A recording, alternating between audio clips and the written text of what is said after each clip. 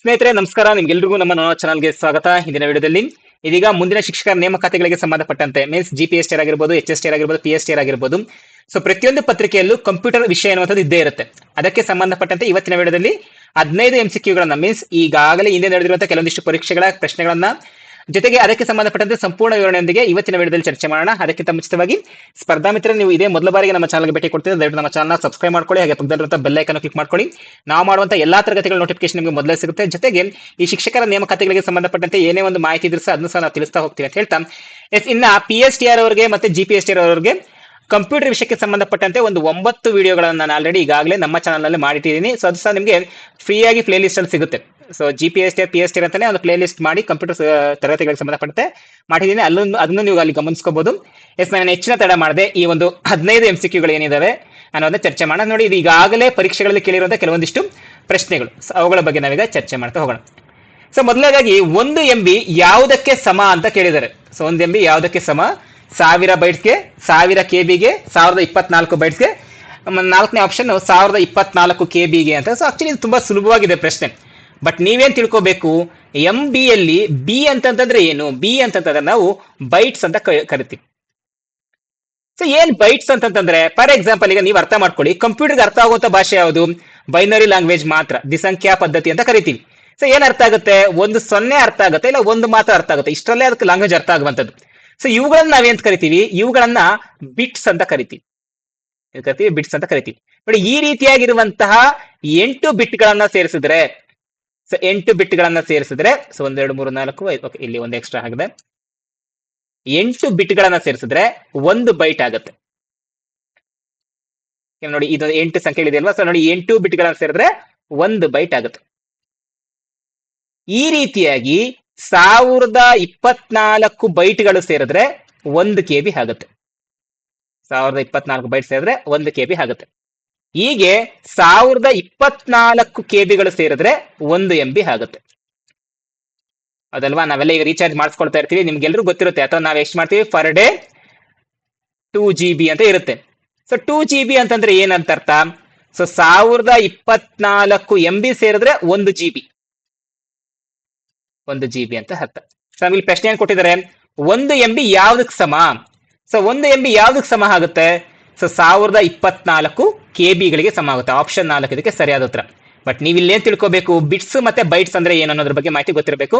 ಜೊತೆಗೆ 4 ಬಿಟ್ಗಳು ಸೇರಿದ್ರೆ, 4 ಬಿಟ್ ಸೇರಿದ್ರೆ 1 ನಿಬ್ಬಲ್ ಆಗುತ್ತೆ ಅನ್ನುವಂಥದ್ದನ್ನು ಸಹ ನಿಮ್ಗೆ ಗೊತ್ತಿರಬೇಕು. ಯಾಕಂದ್ರೆ ಲಾಸ್ಟ್ ಟೈಮ್ GPST ಅಲ್ಲಿ ಕೇಳಿರುವಂತ ಪ್ರಶ್ನೆ ಇದು. ಓಕೆನಾ?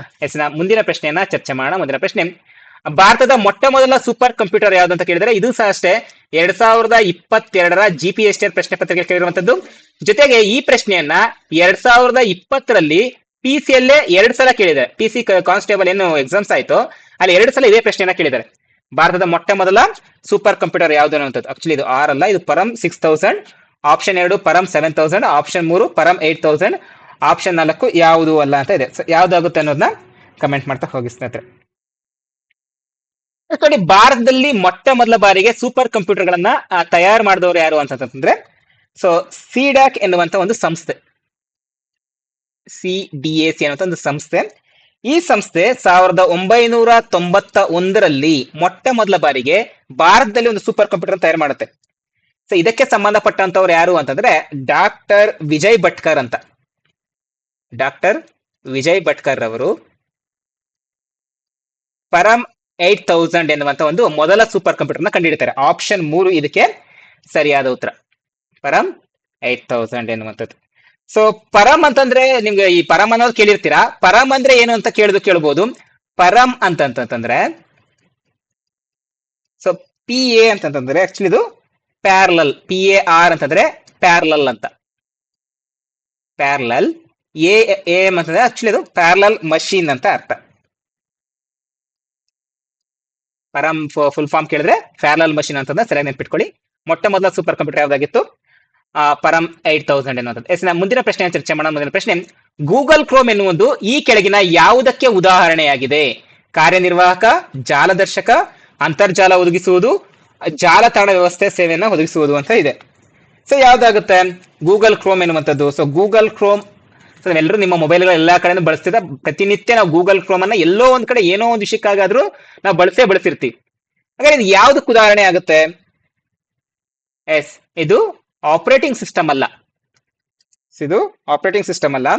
ಸೊ ಇದೊಂದು ವೆಬ್ ಬ್ರೌಸರ್, ಜಾಲದರ್ಶಕ ಅಂತ ಕನ್ನಡದಲ್ಲಿ ಕರಿತೀವಿ. ಆಕ್ಚುಲಿ ಇಂಗ್ಲಿಷ್ ಅಲ್ಲಿ ವೆಬ್ ಬ್ರೌಸರ್ ಅಂದ್ರೆ ನಾವು ಈಸಿಯಾಗಿ ಗೊತ್ತಾಗ್ಬಿಡುತ್ತೆ, ಕನ್ನಡದಲ್ಲಿ ಅಷ್ಟು ಈಸಿಯಾಗಿ ಗೊತ್ತಾಗೋದಿಲ್ಲ ಜಾಲದರ್ಶಕ ಎನ್ನುವಂಥದ್ದು. ಇದಕ್ಕೆ ಸಂಬಂಧಪಟ್ಟಂತೆ ಆಪ್ಷನ್ 2 ರೈಟ್ ಆನ್ಸರ್ ಆಗುತ್ತೆ. ಅಂತರ್ಜಾಲ ಒದಗಿಸೋದು ಅವು ಬೇರೆ, ಸೊ ಸಿಮ್ ಕಾರ್ಡ್ಸ್ ಅವುಗಳ ಬಗ್ಗೆ ಮುಂದೆ ಮಾತಾಡ್ತೀನಿ. ಬಟ್ ಈಗ ಗೂಗಲ್ ಕ್ರೋಮ್ ಎನ್ನುವಂಥದ್ದು ವೆಬ್ ಬ್ರೌಸರ್ ಮೀನ್ಸ್ ಏನನ್ನಾದ್ರೂ ಹುಡುಕಲು ಬಳಸುವಂತ ಒಂದು ಅಪ್ಲಿಕೇಶನ್ ಸಾಫ್ಟ್ವೇರ್ ಇದು. ಅದು ಗೂಗಲ್ ಕ್ರೋಮ್ ಎನ್ನುವಂಥದ್ದು. ಇದಕ್ಕೆ ಸಂಬಂಧಪಟ್ಟಂತೆ ಜಾಲದರ್ಶಕಗಳಿಗೆ ಸಂಬಂಧಪಟ್ಟಂತೆ ಸೊ ಯಾವ್ಯಾವ ವೆಬ್ ಬ್ರೌಸರ್ಸ್ ಇದಾವೆ ಅನ್ನೋಂಥದ್ದು ಕೇಳಬಹುದು. ಸೊ ಮೊಜಿಲ್ಲಾ ಫೈರ್ಫಾಕ್ಸ್ ಅಂತ ಒಂದು ಬರುತ್ತೆ, ಅದು ಮೊಜಿಲ್ಲಾ ಫೈರ್ಫಾಕ್ಸ್ ಅಂತ ಒಂದು ಬರುತ್ತೆ. ಜೊತೆಗೆ ಮೈಕ್ರೋಸಾಫ್ಟ್ ಎಡ್ಜ್ ಅಂತ ಒಂದು ಬರುತ್ತೆ, ಒಪೇರಾ ಮಿನಿ ಅಂತ ಒಂದು ಬರುತ್ತೆ. ಜೊತೆಗೆ ಸಫಾರಿ ಅನ್ನುವಂಥದ್ದು ಆಕ್ಚುಲಿ ಆಪಲ್ ಐಫೋನ್ಗಳಲ್ಲಿ ಹೆಚ್ಚಾಗಿ ಬಳಸುವಂಥದ್ದು. ಇನ್ನು ಒಪೇರಾ ಮಿನಿ, ಮೊಜಿಲ್ಲಾ ಫೈರ್ಫಾಕ್ಸ್ ಮತ್ತೆ ಗೂಗಲ್ ಕ್ರೋಮ್ ಅನ್ನೋದು ಸಾಮಾನ್ಯವಾಗಿ ಆಂಡ್ರಾಯ್ಡ್ ಗಳಲ್ಲಿ ಹೆಚ್ಚಾಗಿ ಬಳಸ್ತೀವಿ. ಸೊ ಇದಕ್ಕೆ ಸಂಬಂಧಪಟ್ಟಂತೆ ಆಪ್ಷನ್ 2 ರೈಟ್ ಆನ್ಸರ್ ಆಗುತ್ತೆ. ನಮ್ಮ ಮುಂದಿನ ಪ್ರಶ್ನೆ, URL ನ ವಿಕೃತ ಅಂತ ಆಕ್ಚುಲಿ ಅದು ವಿಸ್ತೃತ ರೂಪ. Uniform locator resource, universal resource locator, universal resource language, uniform resource link ಅಂತ ಇದೆ. ಸೊ ಯಾವ್ದಾಗುತ್ತೆ? URL ನ ಫುಲ್ ಫಾರ್ಮ್ ಏನು? ಸೊ ಆಕ್ಚುಲಿ ಇದನ್ನೆಲ್ಲ ನಾನು ಪಾಠ ಮಾಡಿದ್ದೀನಿ. ಸೊ ನಮ್ಮ ವಿಡಿಯೋಸ್ ಆಲ್ರೆಡಿ ನಿಮ್ಗೆ ಬೇಕಾದ್ರೆ ನನ್ನ ಟ್ಯಾಗ್ ಸಹ ಮಾಡ್ತೀನಿ, ಇದೇ ಒಂದು ಡಿಸ್ಕ್ರಿಪ್ಷನ್ ಬಾಕ್ಸ್ ಕೆಳಭಾಗದಲ್ಲಿ ಟ್ಯಾಗ್ ಸಹ ಮಾಡ್ತೀನಿ. ಬೇಕಾದ್ರೆ ನಿಮ್ಗೆ ಯಾರಿಗಾದ್ರೂ ಅವಶ್ಯಕತೆ ಇದೆ ನೀವು ಅದನ್ನ ಗಮನಿಸಬಹುದು. ಸೊ URL ಏನಂತ ಒಂದು ವರ್ಡ್ ಫುಲ್ ಫಾರ್ಮ್ ಏನು ಅಂತಂದ್ರೆ, ಸೊ ಯೂನಿಫಾರ್ಮ್ ರಿಸೋರ್ಸ್ ಲೊಕೇಟರ್ ಎನ್ನುವಂಥದ್ದು. ಯೂನಿಫಾರ್ಮ್ ಆಕ್ಚುಲಿ ಲೊಕೇಟರ್ ಅಲ್ವಾ, ಸಾರಿ ಯೂನಿವರ್ಸಲ್ ಅಂತ ಇದೆ. ಓಕೆ, ಯೂನಿಫಾರ್ಮ್ ರಿಸೋರ್ಸ್ ಲಿಂಕ್ ಅಂತ ಇದೆ ಇಲ್ಲಿ.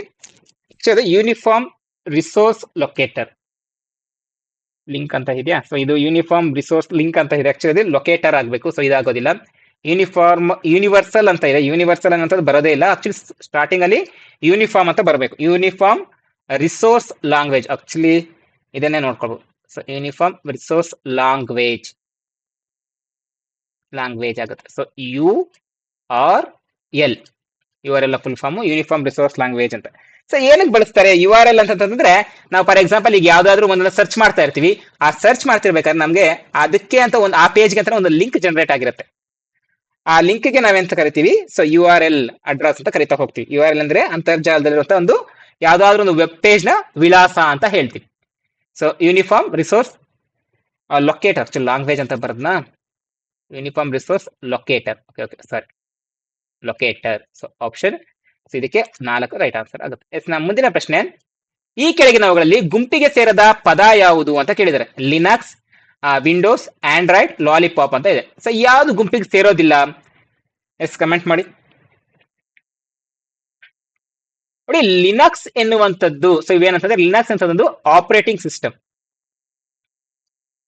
ನೋಡಿ, ಆಪರೇಟಿಂಗ್ ಸಿಸ್ಟಮ್ ಅಂತಂದ್ರೆ ಏನಿಲ್ಲ, ಇದು ಸಿಸ್ಟಮ್ ಸಾಫ್ಟ್ವೇರ್. ಇದು ನೋಡಿ ನಿಮ್ಗೆ ಸಿಸ್ಟಮ್ ಸಾಫ್ಟ್ವೇರ್ಗಳಲ್ಲಿ 2 ರೀತಿಯಾಗಿ ಬರುತ್ತೆ. ಒಂದು ಸಿಸ್ಟಮ್ ಸಾಫ್ಟ್ವೇರ್, ಮತ್ತೊಂದು ಅಪ್ಲಿಕೇಶನ್ ಸಾಫ್ಟ್ವೇರ್. ಅಪ್ಲಿಕೇಶನ್ ಸಾಫ್ಟ್ವೇರ್ಸ್ ಅಂದ್ರೆ ಏನಿಲ್ಲ, ನೀವೆಲ್ಲ ನಿಮ್ಮ ಮೊಬೈಲ್ ಅಲ್ಲಿ ಅಪ್ಲಿಕೇಶನ್ಸ್ ನ ಬಳಸ್ತಿರಲ್ಲ, ಆಪ್ ಗಳನ್ನ ಬಳಸ್ತಿರಲ್ವಾ, ಆಪ್ ನ ಫುಲ್ ಫಾರ್ಮೇ ಅಪ್ಲಿಕೇಶನ್ ಅಂತ ಅಲ್ವಾ, ಅಪ್ಲಿಕೇಶನ್ ಸಾಫ್ಟ್ವೇರ್ಸ್. ಇನ್ನೊಂದು ಬರುತ್ತೆ ಸಿಸ್ಟಮ್ ಸಾಫ್ಟ್ವೇರ್. ಸೊ ಇದೇನ್ ಮಾಡುತ್ತೆ, ಕಂಪ್ಲೀಟ್ ಸಿಸ್ಟಮ್ ನ ಹ್ಯಾಂಡಲ್ ಮಾಡುತ್ತೆ. ಸೊ ಸಿಸ್ಟಮ್ ಸಾಫ್ಟ್ವೇರ್ಗೆ ಇನ್ನೊಂದು ಹೆಸರು ಏನಂತಂದ್ರೆ ಆಪರೇಟಿಂಗ್ ಸಿಸ್ಟಮ್ ಅಂತ. ಸೊ ಈಗ ಲಿನಕ್ಸ್ ಅನ್ನುವಂಥದ್ದು ಒಂದು ಆಪರೇಟಿಂಗ್ ಸಿಸ್ಟಮ್. ಸೊ ವಿಂಡೋಸ್ ಎನ್ನುವಂಥದ್ದು ಆಪರೇಟಿಂಗ್ ಸಿಸ್ಟಮ್. ಸಾಮಾನ್ಯವಾಗಿ ನಾವು ಹೆಚ್ಚಾಗಿ ಬಳಸುವಂಥದ್ದು ವಿಂಡೋಸ್ ಆಪರೇಟಿಂಗ್ ಸಿಸ್ಟಮ್. ಇನ್ನ ಆಂಡ್ರಾಯ್ಡ್ ಎನ್ನುವಂಥದ್ದು ಅಷ್ಟೇ, ಆಂಡ್ರಾಯ್ಡ್ ಎನ್ನುವಂಥದ್ದು ಒಂದು ಆಪರೇಟಿಂಗ್ ಸಿಸ್ಟಮ್. ನಾವೀಗೇನು ಮೊಬೈಲ್ಗಳು ಬಳಸ್ತೀವಲ್ವಾ, ಆಂಡ್ರಾಯ್ಡ್ ಸಿಸ್ಟಮ್ ನಿಮ್ದು ಅಂತ ಹೇಳ್ತೀವಿ, ನಿಮ್ಮ ಮೊಬೈಲ್ ಆಂಡ್ರಾಯ್ಡ್ ಸಿಸ್ಟಮ್ ಅಂತ ಕೇಳ್ತೀವಿ. ಸೊ ಆಂಡ್ರಾಯ್ಡ್ ಅಂತಂದ್ರೆ ಏನರ್ಥ, ಅದು ಆಪರೇಟಿಂಗ್ ಸಿಸ್ಟಮ್. ಓಕೆನಾ. ಲಾಲಿಪಾಪ್ ಎನ್ನುವಂಥದ್ದು ಬೇರೆ. ಓಕೆನಾ. ಸೊ ಇದು ನಮಗೆ ಇದು ಆಪರೇಟಿಂಗ್ ಸಿಸ್ಟಮ್ ಅಲ್ಲ. ಓಕೆನಾ. ಸೊ ಇದಕ್ಕೆ ಸಂಬಂಧಪಟ್ಟಂತೆ ಆಪ್ಷನ್ 4 ಇದಕ್ಕೆ ರೈಟ್ ಆನ್ಸರ್ ಆಗುತ್ತೆ. ಮುಂದಿನ ಪ್ರಶ್ನೆಯನ್ನ ಚರ್ಚೆ ಮಾಡೋಣ. ಮುಂದಿನ ಪ್ರಶ್ನೆ, ಹೊಂದಿಸಿ ಬರೆಯಿರಿ ಅಂತ ಕೇಳಿದ್ದಾರೆ. ಸೊ 1 ನಿಮಿಷ.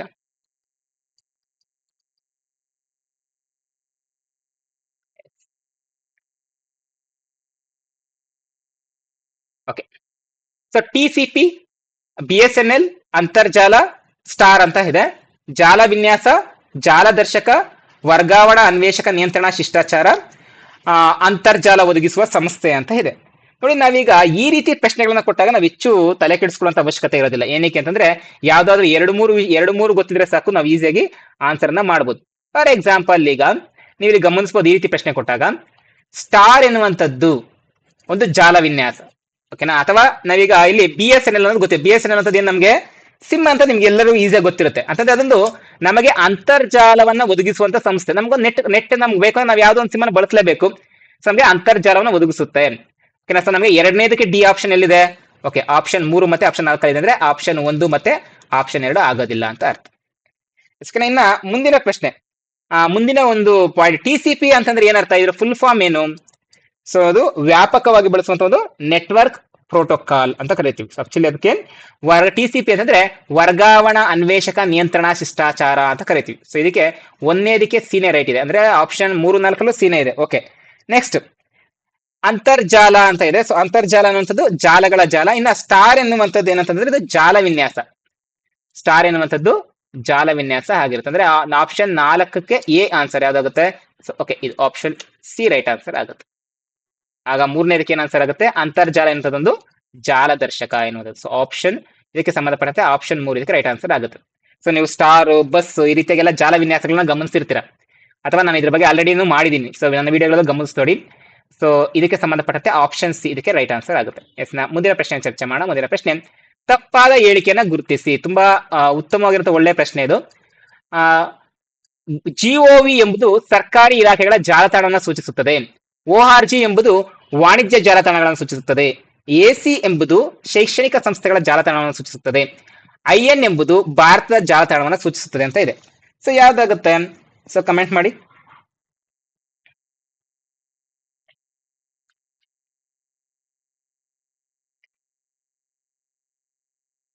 ಎಸ್, ಓಕೆ, ಒಂದೊಂದೇ ಗಮನಿಸೋಣ. ನೋಡಿ, ನೀವು ಯಾವ್ದಾದ್ರು ಒಂದು ಲಿಂಕ್ ಅನ್ನ ಗಮನಿಸ್ತಾ ಇದ್ದೀರಾ ಅಂತಂದ್ರೆ, ಫಾರ್ ಎಕ್ಸಾಂಪಲ್ www.gov.in ಅಂತ ಕರಿತೀವಿ. gov.in ಅಂತಂದ್ರೆ ನಮ್ಮ ಒಂದು ಗೌರ್ಮೆಂಟ್ ಗೆ ಸಂಬಂಧಪಟ್ಟಂತೆ, ನಮ್ಮ ಸರ್ಕಾರಿ ಇಲಾಖೆಗಳಿಗೆ ಸಂಬಂಧಪಟ್ಟಂತೆ, ನಮ್ಮ ಕರ್ನಾಟಕಕ್ಕೆ ಫಾರ್ ಎಕ್ಸಾಂಪಲ್ ನಾವೀಗ TET ಬರಿತೀವಿ, HSTR ಗೆ ಅಪ್ಲಿಕೇಶನ್ ಹಾಕಬೇಕು, ಪೊಲೀಸ್ ಅಪ್ಲಿಕೇಶನ್ ಹಾಕ್ತಾ ಇರ್ತೀವಿ.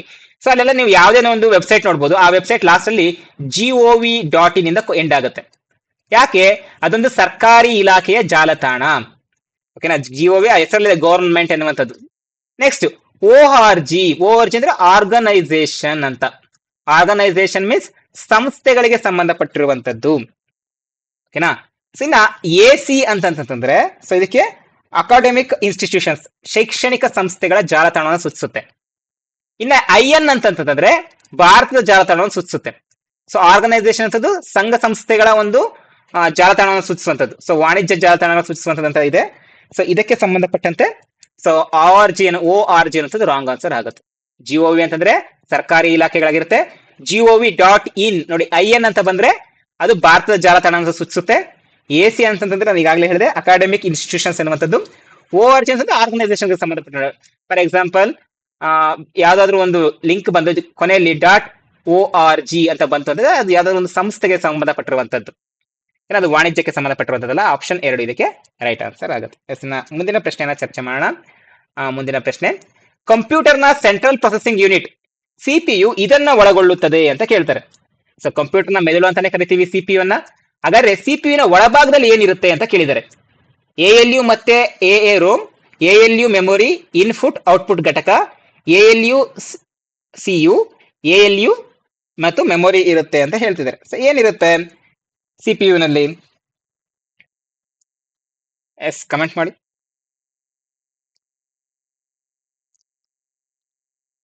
ಎಸ್ ನೋಡಿ, ಕಂಪ್ಯೂಟರ್ ಅಂತಂತಂದ್ರೆ, ಕಂಪ್ಯೂಟರ್ ಅಂದ್ರೆ ಏನರ್ಥ? ಸೊ ಒಂದು ಮಾಹಿತಿಯನ್ನ ತೆಗೆದುಕೊಂಡು ಅದನ್ನ ಸಂಸ್ಕರಿಸಿ ಮತ್ತೆ ಅದನ್ನ ಮಾಹಿತಿಯನ್ನ ಹೊರ ಕೊಡುತ್ತೆ. ಇನ್ಪುಟ್ ಟು ಔಟ್ಪುಟ್ ಘಟಕ ಬರ್ತಾ ಇದೆ ಅಂತಂದ್ರೆ ಇದು ಕಂಪ್ಯೂಟರ್ಗೆ ಸಂಬಂಧಪಟ್ಟಂತೆ. ಅವ್ರು ಕೇಳಿರೋದು ಕಂಪ್ಯೂಟರ್ ಸಂಬಂಧ ಅಲ್ಲ ಕೇಳಿರುತ್ತದೆ. CPU ಏನನ್ನ ಒಳಗೊಂಡಿರುತ್ತೆ ಅಂತ ಕೇಳಿರುತ್ತದೆ. ಸೊ CPU ಏನನ್ನ ಒಳಗೊಂಡಿರುತ್ತೆ? ALU ಮತ್ತೆ CU ಅನ್ನ ಒಳಗೊಂಡಿರುತ್ತೆ. ALU means arithmetic logical unit ಅಂತ ಕರಿತೀವಿ ಅಲ್ವಾ? ಸೊ ALU ಮತ್ತೆ CU ಅನ್ನ ಒಳಗೊಂಡಿರುತ್ತೆ. ಸೊ ನಮಗೆ ಹೇಗೆ ಈಗ ಕಂಪ್ಯೂಟರ್ಗೆ ಮೆದುಳು ಯಾವ್ದು ಅಂತ ಕರಿತೀವಿ? CPU ಅಂತ ಕರಿತೀವಿ. CPU ನ ಮೆದುಳು ಯಾವುದು ಅಂತ ಕೇಳಿದ್ರೆ ನೀವು ಅರ್ಥಮೆಟಿಕ್ ಲಾಜಿಕ್ ಯೂನಿಟ್ ಅಂತ ಹೇಳ್ಬೇಕಾಗುತ್ತೆ. ಸೊ ಇಲ್ಲಿ ಅರ್ಥಮೆಟಿಕ್ ಲಾಜಿಕ್ ಯೂನಿಟ್ ಮೀನ್ಸ್ ಅದು ಗಣಿತದ ಕಾರ್ಯಗಳನ್ನ ನಿಯಂತ್ರಣ ಮಾಡುತ್ತೆ. ಸಂಪೂರ್ಣವಾಗಿ ಯಾವುದೇ ಒಂದು ತಾರ್ಕಿಕ ಸಮಸ್ಯೆಗಳು ಬಂದಾಗ ಸೊ ಮೊದಲಿಗೆ ಆ ರೀತಿಯಾಗಿ ಸೆಂಟ್ರಲ್ ಪ್ರೊಸೆಸಿಂಗ್ ಯೂನಿಟ್ ಅಲ್ಲಿ ಯಾಕೆ ನಮ್ಗೆ ಅಷ್ಟು ಬೇಗ ಆನ್ಸರ್ ಸಿಗುತ್ತೆ? ನಾವೇನಾದ್ರೂ ಒಂದನ್ನ ಸರ್ಚ್ ಮಾಡಿದೀವಿ, ಫಾರ್ ಎಕ್ಸಾಂಪಲ್ 2 + 3 = 5 ಅಂತ ಹೇಗ್ ಬರುತ್ತೆ ನಮ್ಗೆ? ಫಾರ್ ಎಕ್ಸಾಂಪಲ್ ಈಗ 5 ಎನ್ನುವಂಥದ್ದು 50ಗಿಂತ ದೊಡ್ಡದ ಅಂತಂದ್ರೆ ಸೊ ಅಲ್ಲಿ ಆ ತಾರ್ಕಿಕವಾಗಿ ಯೋಚನೆ ಮಾಡೋರು ಯಾರು? ಎಸ್ ಅರ್ಥಮೆಟಿಕ್ ಲಾಜಿಕ್ ಯೂನಿಟ್ ಯೋಚನೆ ಮಾಡುತ್ತೆ. ಮೀನ್ಸ್ ನಮ್ಮ ಲಾಜಿಕ್ ಗೇಟ್ಸ್ ಅನ್ನೋದು ಏನೆಲ್ಲ ಇದಾವೆ ಆ ಲಾಜಿಕ್ ಗೇಟ್ಸ್ ಎಲ್ಲ ಸಹ ಎಲ್ಲಿ ವರ್ಕ್ ಆಗ್ತವೆ ಅಂತಂದ್ರೆ ಈ ALU ಅಲ್ಲೇ ವರ್ಕ್ ಆಗುತ್ತೆ. ಸೊ ಇದಕ್ಕೆ ಸಂಬಂಧಪಟ್ಟಂತೆ ಆಪ್ಷನ್ 3 ಇದಕ್ಕೆ ಸರಿಯಾದ ಉತ್ತರ ಆಗುತ್ತೆ. ಎಸ್ ಮುಂದಿನ ಪ್ರಶ್ನೆನ ಚರ್ಚೆ ಮಾಡೋಣ. ಮುಂದಿನ ಪ್ರಶ್ನೆ ಇಲ್ಲಿ ALU ಮತ್ತೆ ಮೆಮೊರಿ ಎನ್ನುವಂಥದ್ದು CPU ಸಂಬಂಧಪಟ್ಟಿರೋದಿಲ್ಲ. ಮತ್ತೆ AROM ಅಂತ ಇದೆ. ಆಕ್ಚುಲಿ ಇದು ಆಪ್ಷನ್ ರಾಂಗ್ ಇದೆ. ಸೊ ಇದಕ್ಕೆ ಸಂಬಂಧಪಟ್ಟ ಆಪ್ಷನ್ 3 ರೈಟ್ ಆನ್ಸರ್ ಆಗುತ್ತೆ. ಎಸ್ ಮುಂದಿನ ಪ್ರಶ್ನೆಯನ್ನ ಚರ್ಚೆ ಮಾಡೋಣ. ಮುಂದಿನ ಪ್ರಶ್ನೆ MS ವರ್ಡ್ ನಲ್ಲಿ ಟಾಗಲ್ ಕೇಸ್ ಎಂಬುದು ಎಸ್ ಇದು ತುಂಬಾ ಇಂಪಾರ್ಟೆಂಟ್ ಪ್ರಶ್ನೆ. MS ವರ್ಡ್ ನಲ್ಲಿ ಟಾಗಲ್ ಕೇಸ್ ಅನ್ನೋದು ಏನ್ ಮಾಡುತ್ತೆ?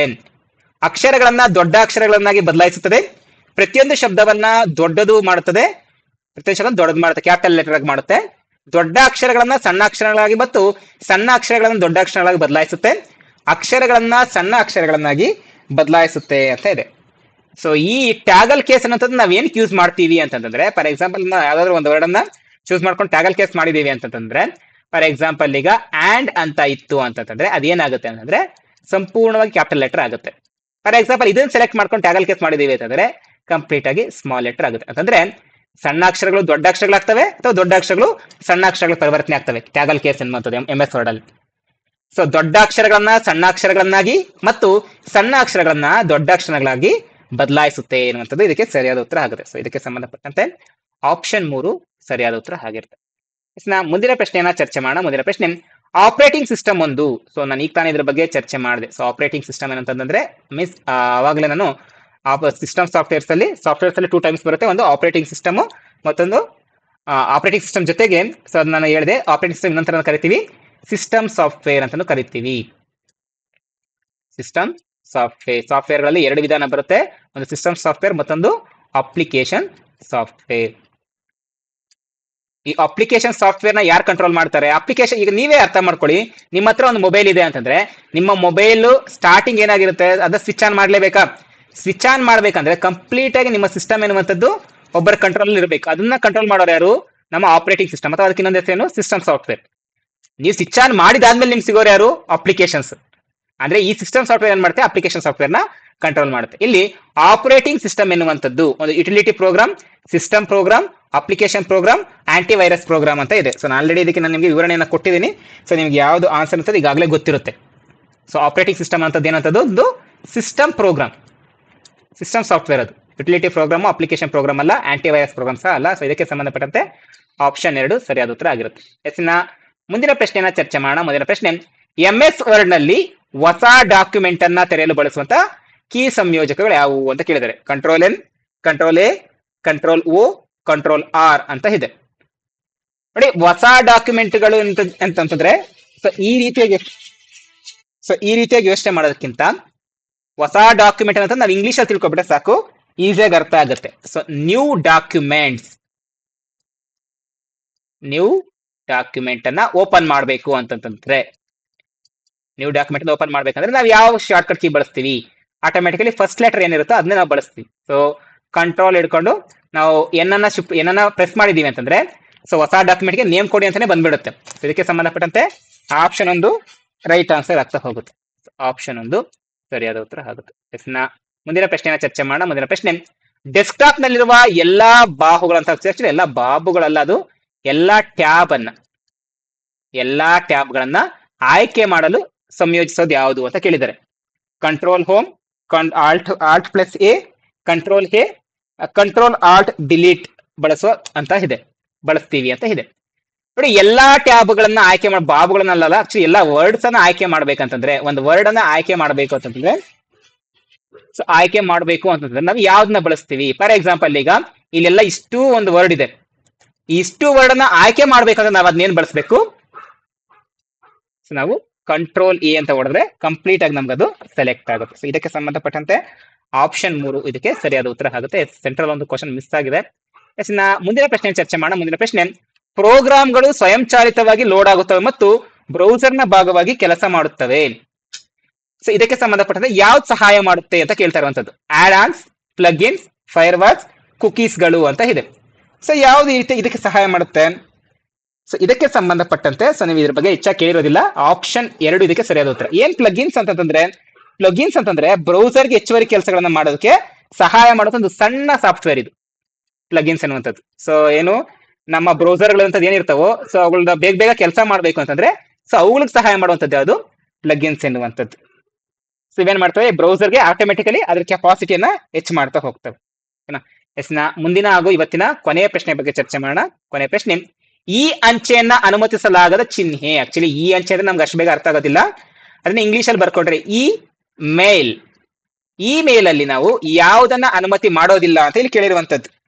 ಸೊ ನಿಮ್ಗೆ ಈಸಿಯಾಗಿ ಗೊತ್ತಿರುತ್ತೆ. ಫಾರ್ ಎಕ್ಸಾಂಪಲ್ ಯಾವ್ದಾದ್ರು ಒಂದು ಇಮೇಲ್ ಅನ್ನು ತಗೊಳ್ಕೊಳ್ತೀನಿ. ಫಾರ್ ಎಕ್ಸಾಂಪಲ್ ನನ್ನ ಇಮೇಲ್ ಅನ್ನ ತಗೊಳ್ತೀನಿ ಅಥವಾ ನಾನು ಯಾವ್ದಾದ್ರು ಒಂದು ಇಮೇಲ್ ತಗೊಳ್ತೀನಿ.